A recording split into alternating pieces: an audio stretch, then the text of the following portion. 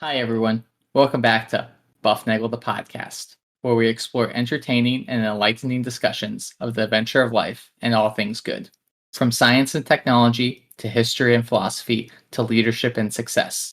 We hope to give you a better understanding of the world and skills for everyone to pursue their own adventure.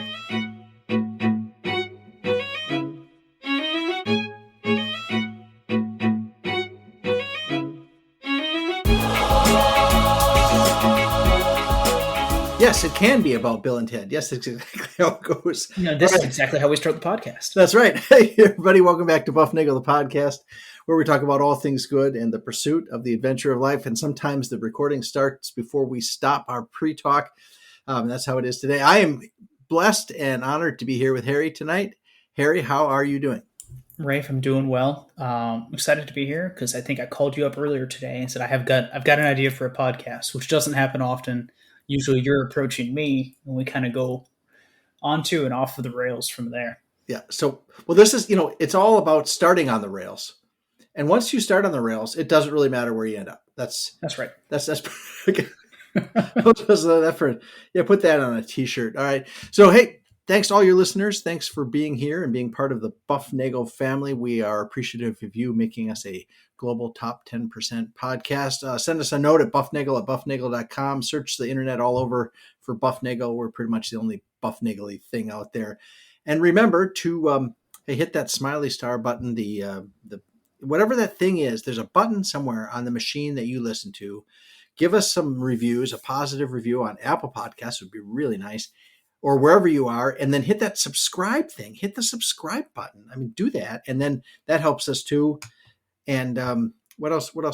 Oh, we get chocolate chip cookies, pudding, and you get chocolate covered croissants. Yeah, those are coming up, right? That's next weekend, right? This weekend. We have a get together coming up, a Bufnagle annual meeting, semi-annual regular meeting coming up soon. But before that, we got to record this.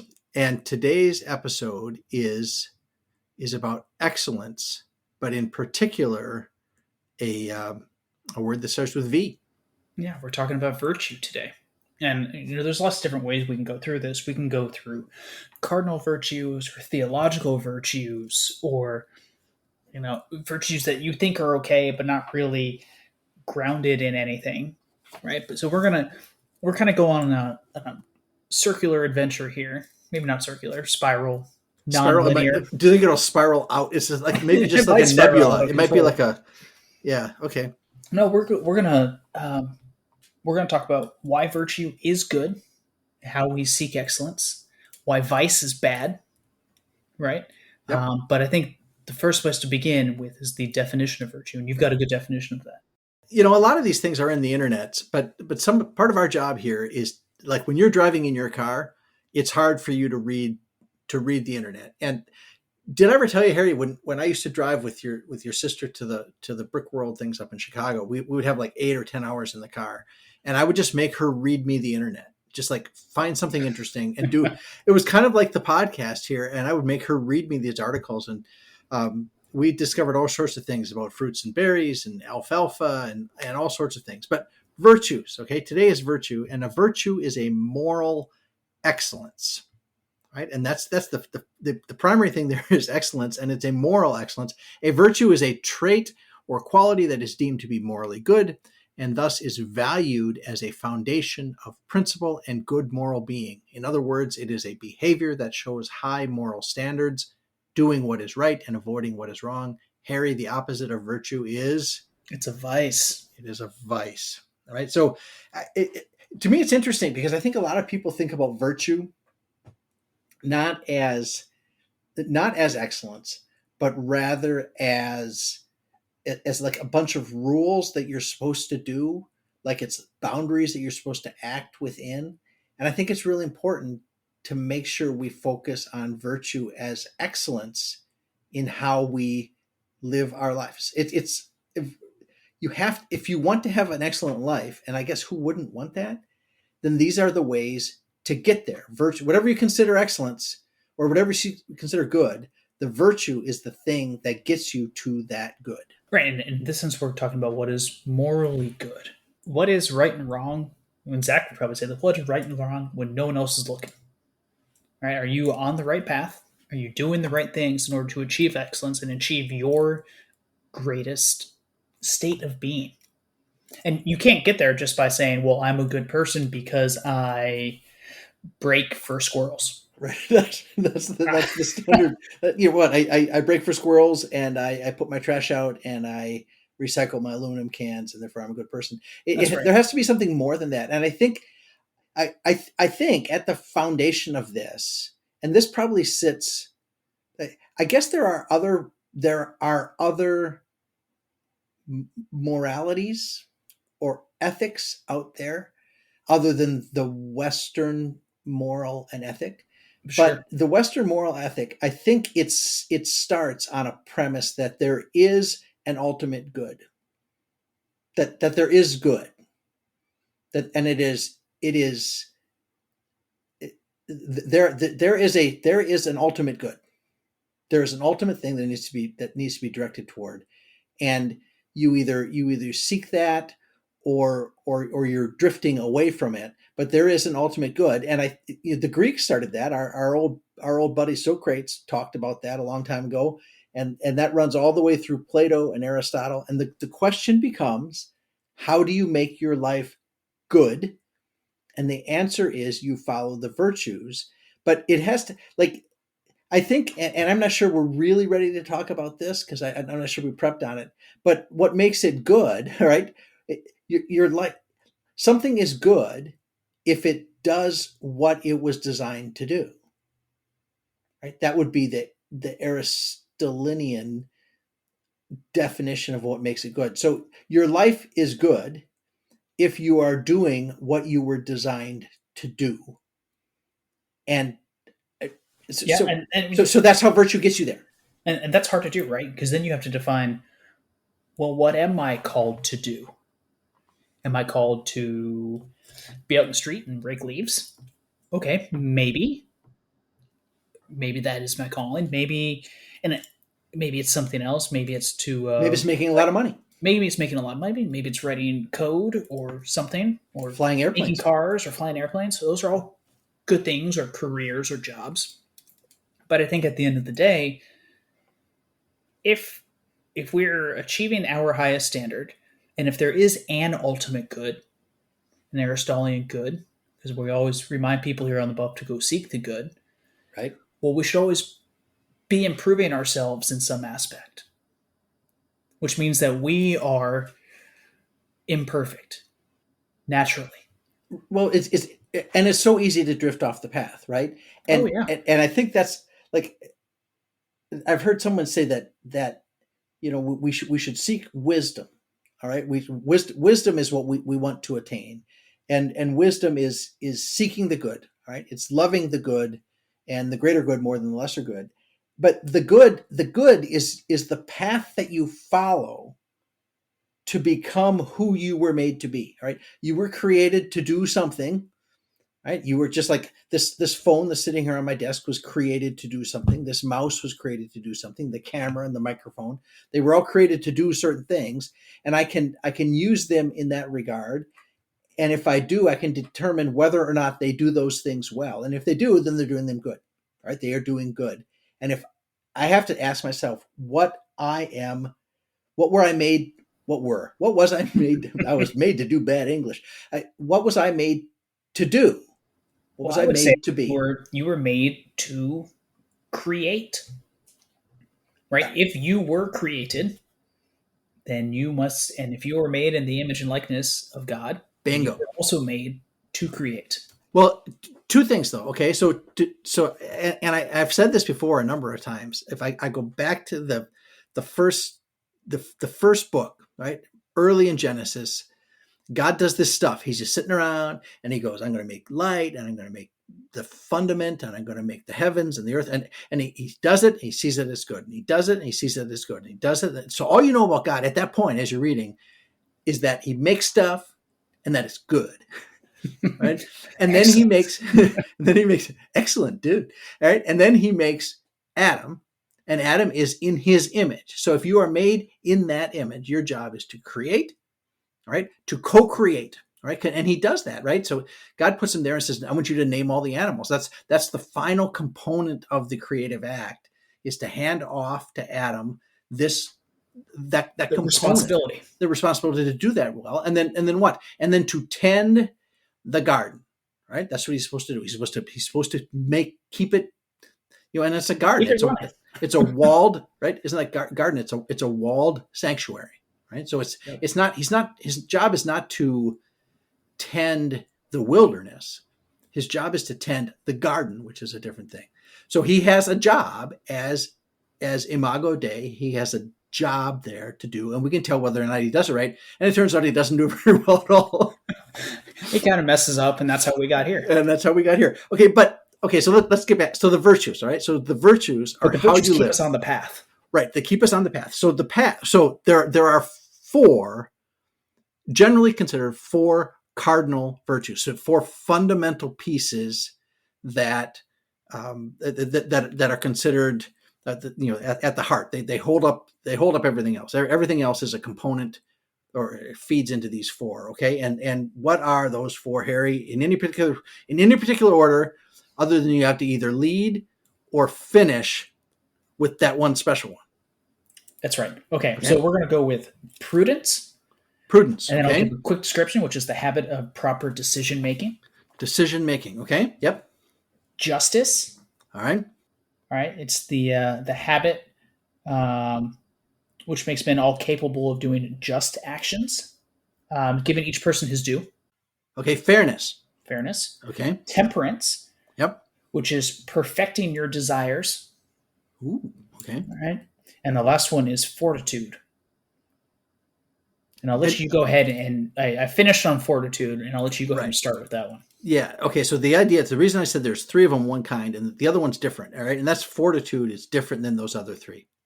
We have prudence, which is discerning appropriate course. It's proper decision making.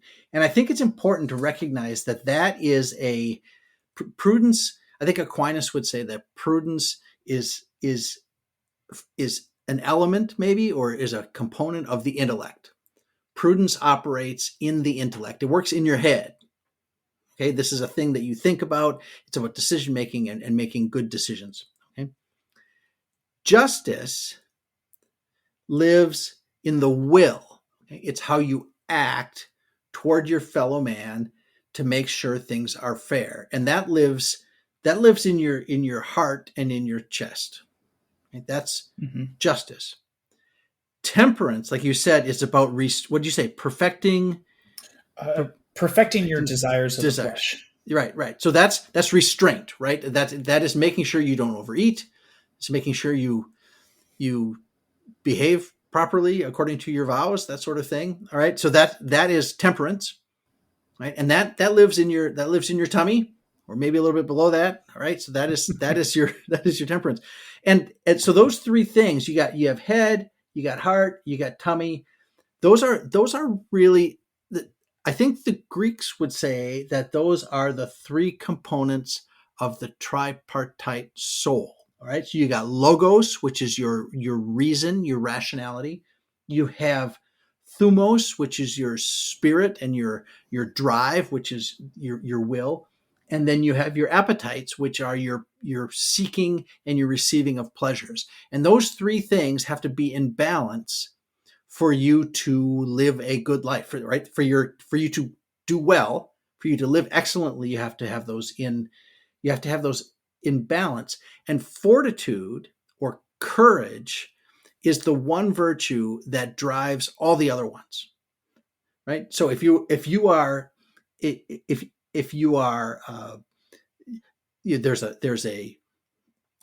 there's somebody being mistreated, and you see that happening, somebody's being taken advantage of, and that person doing the taking advantaging is a big tough guy. You have to step in there. You need courage to overcome the fear so that you can act justly. Right. And the same happens with prudence and with your appetites. You need courage. Sometimes it's called courage often, but it's sometimes called a strength or endurance. All right. Fortitude. It's the ability to do what you're supposed to do. It urges you toward the good. That's courage, and courage is the foundation of all of them. Well, yeah, and you need courage in order to see and feel what is right. I think you have the courage to look away from vices, right? You don't indulge yourself in lust or in gluttony, right? Right. You have the patience, right, to stay away from that. You're doing things moderately. You don't go to the other extreme either, right? So that's the other thing with courage and fortitude is you can be overly courageous. And To a the good point of being example, foolhardy.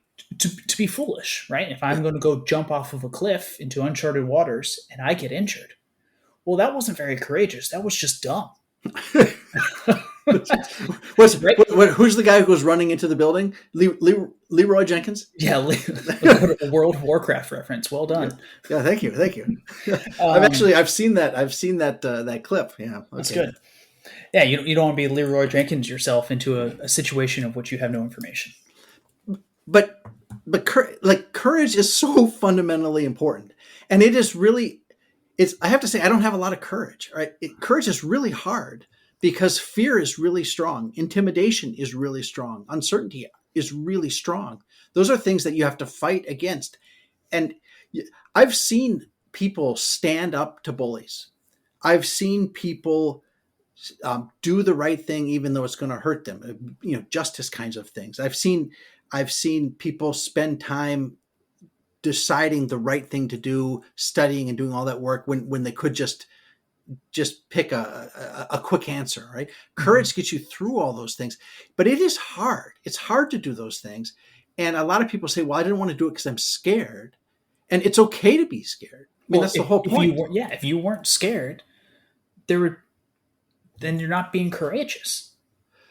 There are people. There's this thing in your brain called the amygdala. Do I have that right? Sounds right. It's a part of your brain. It's amazing how much we know about. That's your animal flight. Well, no, it's your that's your it's the fear response machine. Sure. Right. It's supposed to make you run away when it's time. Sometimes it's smart to run away. Sometimes that's the right action. Right. And sometimes it's important to stay and fight. But apparently there are some people that their amygdala is not appropriately developed, and they're not scared of anything. I mean, they just do really foolhardy things, and there they are. They end up doing things like, jumping motorcycles over, off of buildings, or like you said, diving off, doing cliff diving into water that you don't know what's down there. That's not the right kind of courage. And we've talked a lot about moderation, right? Staying on the path, right? We talk about the path, right? Following the path that you have. Let's see, the good is the path you follow to become who you're supposed to be. That's a path, right? And it's got, what that means is it's got boundaries on both sides, and it's easy to fall off either way. Yeah, I think I just actually want to go back to you saying you don't have a lot of courage, right? Because it's really hard, because you have to be able to stand up to what you think is proper decision making and prudence, or determining what is just, or when is it too much to eat 3 donuts instead of 2? Like, it's never. Yeah, sure. Right, but I want to. You may remember this, but you watched the first Harry Potter movie when at the very end Dumbledore's giving out points to all the kids and everything else. Wait. So let's set this up right. Yeah, sure. We'll set it up. Okay. So anyone who's not familiar with Harry Potter, the first book and movie, Harry goes in, defeats Voldemort with the help of his friends through a series of trials at the end of the book. So he's a boy. He's little. He's like 10, right? He's 10 or 11 years old. Right. And he beats the Dark Lord. Right. Beats the Dark Lord with his friend's help. Right. Right. So all of his Dumbledore's there in all of the houses. There's 4 different houses, and they get points throughout the year for doing. And Dumbledore's like the chief wizard guy. Yeah. And he tells the points at the end of the year to see who wins the trophy. And he gives Harry 100 points for doing great things and beating the bad guys, beating Voldemort. He gives Ron 50 points for being quick-witted, and Hermione 50 points for being little goody two-shoes. Sure. But then there's a tie at the very end, and everyone's wondering, well, how are you supposed to break a tie? And Dumbledore Yep. says he's going to give 10 points to Neville Longbottom for having the courage to stand up to his friends. Yeah, and he does that, right? And I don't remember exactly what the scene was where he stood I up to believe his it was friend. like, hey, you're not supposed to go into the forbidden corridor, so I'm going Right. to stop you. Yeah, so he stopped him. And he said it's hard enough to stand up to your enemies. It's even harder to stand up to your friends when they're doing the wrong thing, right? When your enemy's going off the path, sometimes you just want to encourage them. Sure, Right? keep on falling, man. Yeah, I'll yeah, help great steer you. idea. Good path. Yeah, you stay on that. Yeah, but if your friends want to go the wrong way, that's really hard to do, right? And I remember that very vividly reading that part of the book because I guess I kind of saw it coming. And I always tear up when he does that and he awards those points to a nobody. Okay, it's obvious that Harry's the hero, and Hermione is the genius girl, and then Ron is the other guy who kind of stumbles. Quirky sidekick. Yeah, he's the quirky sidekick. That's right. Good call. But Neville is a nobody. He is the ordinary man. He is the ordinary. He is us. Is who he is. And I think that the real lesson there is virtue. This is what's really great about virtue. It is within reach of every man. All right, and by man I mean men and women. Right? It's Well, every one of us. everyone can Absolutely. reach. Everyone can reach it. And these virtues aren't particularly. It's not like they are hard. They just require will. They require an act of the will. They require fortitude. And we're here to encourage you to to fire up your courage, and we're encouraging you to fire up your courage and stand up for your virtue. We talked about Socrates and his buddy Plato. Um, Plato talked about these virtues falling on the different virtues falling on different classes of people in the republic, in the ultimate the the city that he's Sure. describing. Yep. Okay, so he talks about the lower classes, just the workmen, the garbage collectors, those kinds of guys. That those guys, they are moved by their appetites. They are moved by their tummies, right? And he said that the virtue for them is temperance, to make sure you stay. It's Friday night. You got paid. You don't have to spend it all on beer that night, right? That's Space it out a little bit. right. Yeah, yeah. That's the police officers and the soldiers. Those guys are focused on justice, right? And so therefore, they have to focus on being fair and having courage to do the right thing. Being a soldier, you got to have courage. Otherwise, you're not good. You are facing a difficulty, and you have to get by it. Yeah, and I think there's all these different roles that you have to play, right, according to what you were designed to do, Right. right? And the last thing, the leadership guys, those guys are supposed to be making decisions. So they have to exercise prudence with wisdom, sometimes called Sophia, and that's the leadership piece. And Plato says that the city will operate in a system of justice if all of those virtues are being carried out properly by those people. Right? That's kind of Because his then metaphor. everything is fair and Yep. equal, according to what your purpose is. So I According guess to your purpose, right? according to your purpose, and I guess therefore, if everything's fair and equal, well, there's no, I guess, need for justice. Well, he says it's interesting because justice is the only one that's really focused outside of self. Justice is focused outside of you.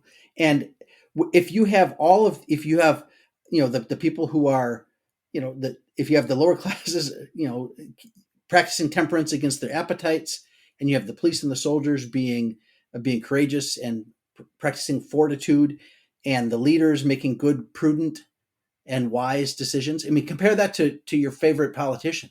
I don't care what side of the aisle you're on. The big issue is prudence. The big issue in politics is prudence, Well, and that's right? something that Aquinas talks about as well. It's like bragging about yourself and giving yourself undue attention is a sin against justice because you are not giving yourself your fair due. Right. And then what it does is because you're not focused outward, it crumbles. You can't live, you cannot live excellently unless you practice the virtues. So what else did I have here? There are theological virtues which are different than these rather Greek, Roman, I guess I'll call them more secular virtues. Sure. Right. And there are three of those. Harry, do you have those down there on your little note card? I believe I have maybe. Everyone, I do. They on are your virtue bufnagle of- bingo card for tonight, do you have the theological virtues? I do. And hopefully I get them right. Virtue of faith, Yep.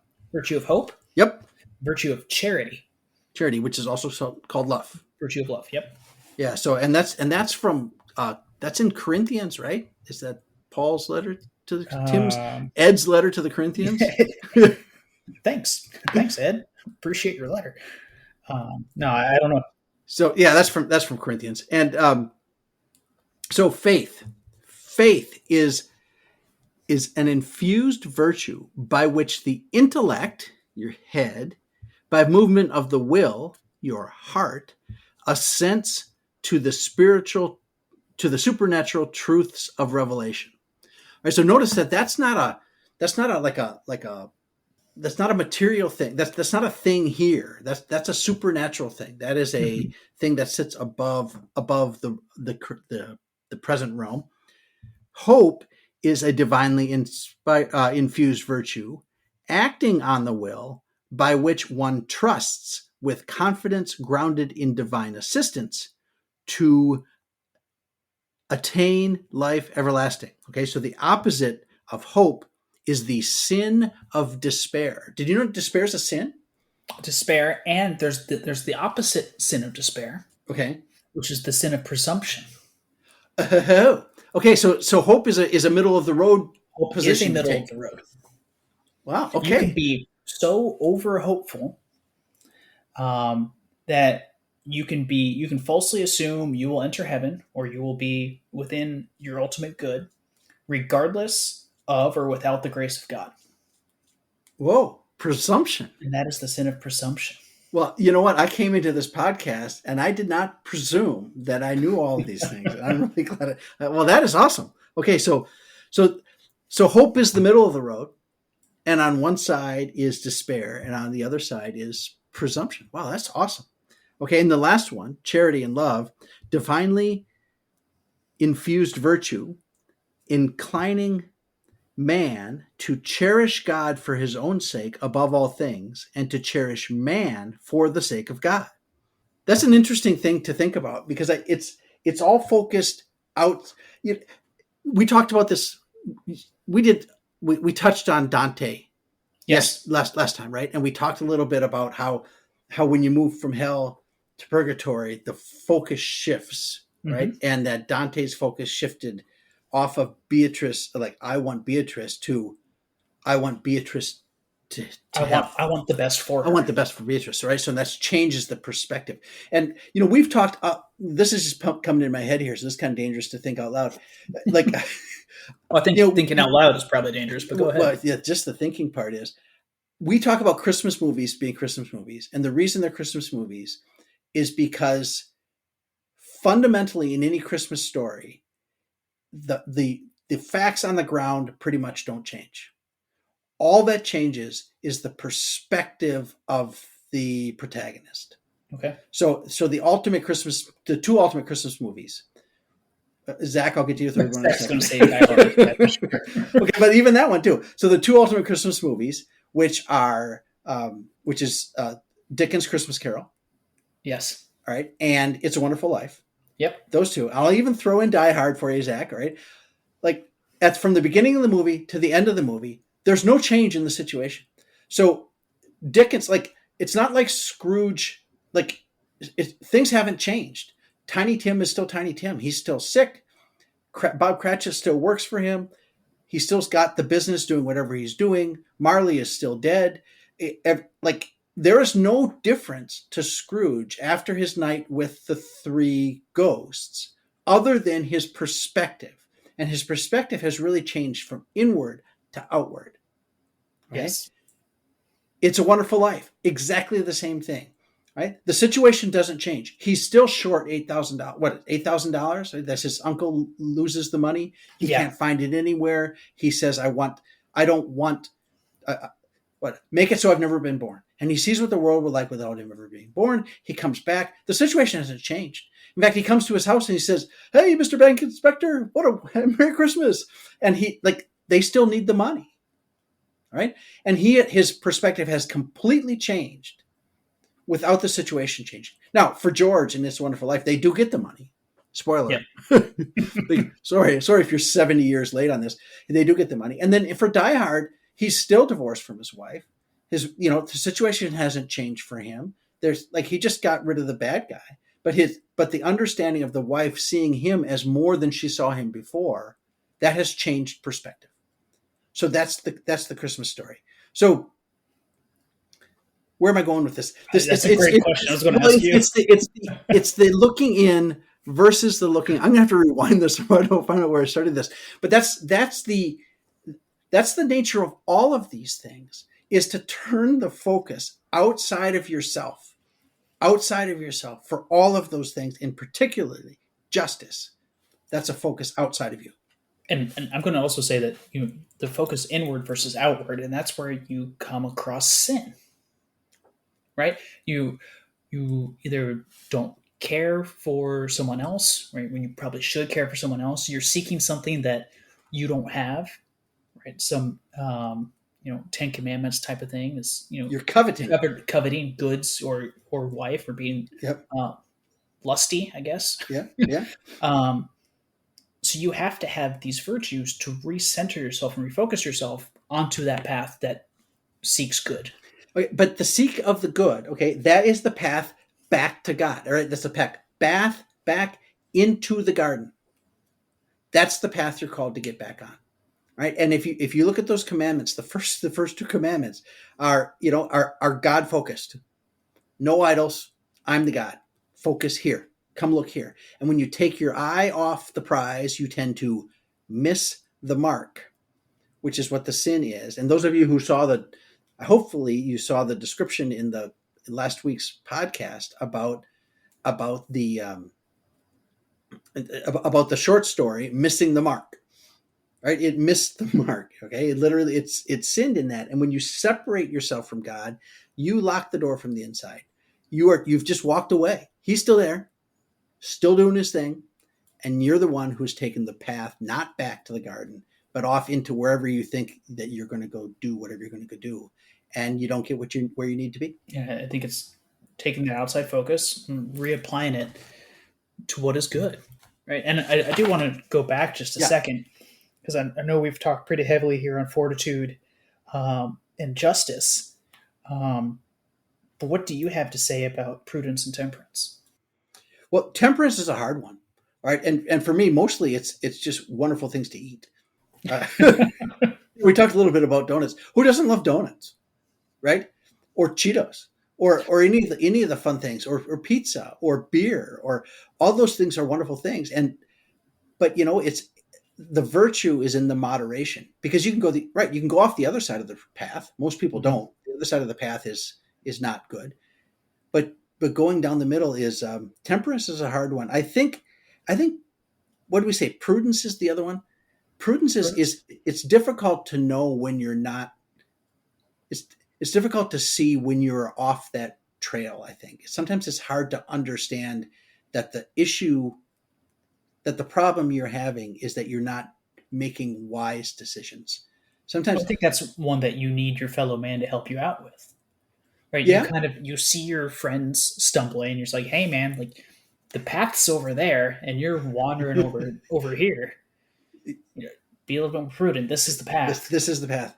But and a lot of times the prudent decision is, it's not very fun. Well, it's not for fun, but it's always pretty obvious. I think it's often obvious. And what gets in the way is this: I want to do this, but I really know I should do that.